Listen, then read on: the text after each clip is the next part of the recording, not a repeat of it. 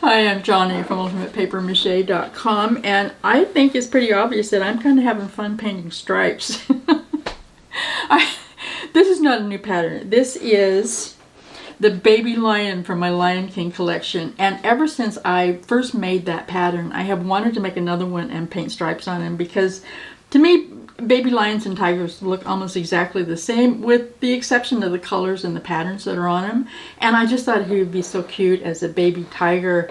And now my big tiger actually gave me an excuse, and a lot of people wanted me to paint an orange tiger too. So I went ahead and did one. In this video, I'm going to show you how I painted him. I'm also going to show you all the mistakes I made when I was painting him, because everybody, you know, they see the completed work that I do, and they see me whipping through it really fast in the videos, and a lot of people say, oh, I wish I could do that, but you just have so much more talent or something, and it's just so not true.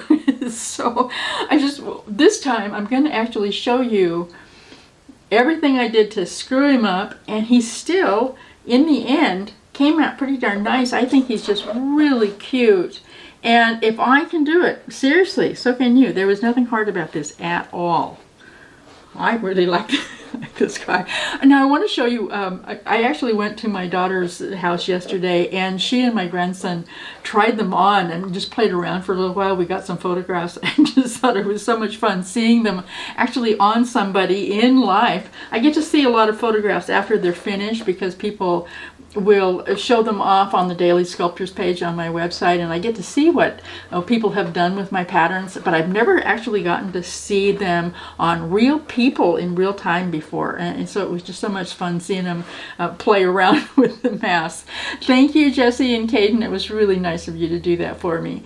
Now, I also want to make sure that you know that I am putting up a special price on these two together only through October 20th. I'll put a big button on the page. It's ultimatepapermache.com/tiger, and there will be a button to buy both of them together if you want to. You would like to go trick-or-treating or out to a Halloween party or something as a family, then there is going to be a special price. They would usually be $24 for both of them.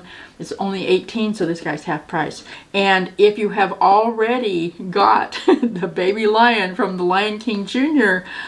Play, that collection, you don't need a new one. So if you already have the pattern, and he looked like this the last time you made him, just cut out the pattern pieces again, tape them together just like I did, and paint stripes on them this time. Now let me show you how this was painted. Like I said, there were a lot of mistakes I made.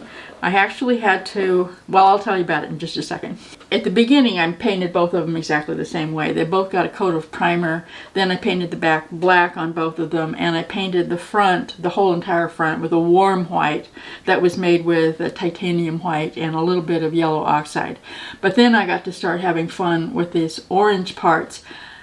The first time I did it, though, I kind of messed up. I used the yellow oxide and some burnt sienna and white.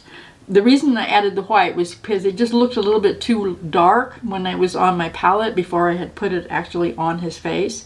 So I threw some white in to lighten it up, and it just looked really bad.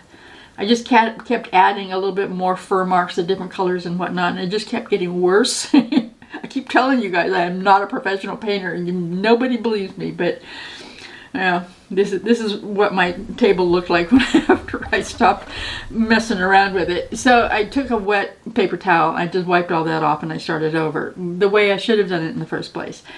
The orange part is yellow oxide and burnt sienna. If you just have the yellow oxide and the burnt sienna together, it's a transparent color, and it looks really nice over the white because the white can show through.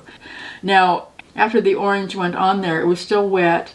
I added just a little bit of burnt umber to the mixture and did some fur marks just in a couple of places, right above his nose and in that area just between his eyes, right on the edge of the orange part. The next thing I did was I painted the eyes Yellow Oxide, and like I said, it is a transparent color, so a little bit of the white showed through. I liked it.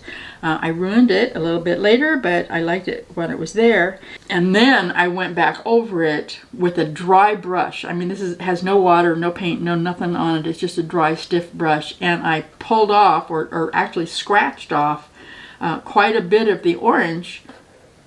I'm going to put this up here really close right now so that you can see that there were some really interesting textures that I was able to get just by scratching off part of that orange. Really, really easy thing to do, but I just think it turned out really cool. I like it when I just kind of accidentally do something that works. I think that's just really fun. And usually if it did work, it was an accident because I am not a professional painter. I'm a professional sculptor. Really big difference. And then I mixed up some burnt umber with a little bit of black for the stripes. Every baby tiger has different stripe patterns, so go ahead and use a photo that you like for your model. They're really different, and you can actually tell tigers apart by where the stripes are. I made it a little bit easier on myself, trying to get them kind of even. I put all the stripes on one side, and then I just turned them upside down and did the rest of them, and it actually came out pretty close. I had to fix a couple of places after I turned them back right side up, but it came out pretty even.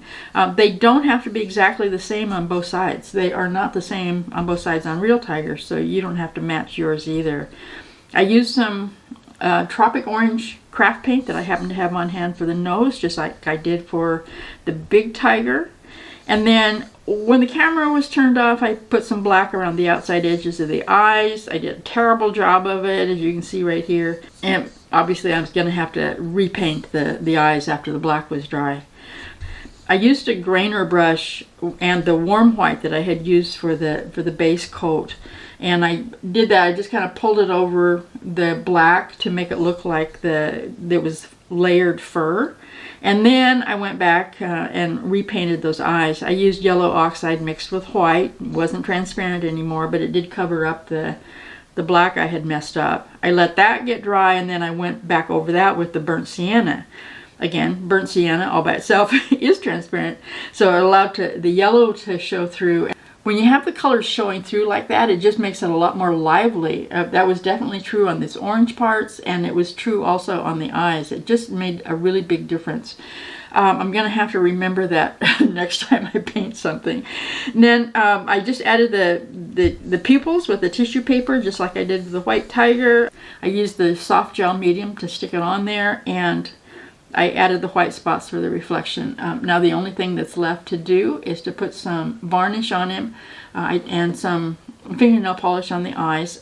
I should have done that actually before I let the kids play with it, but I was so excited to see how the two of them would look together when people were actually wearing them. I went ahead and let them do it. But you do definitely want to put the varnish on, if you can, before you actually wear it out somewhere, because it helps to protect your paint.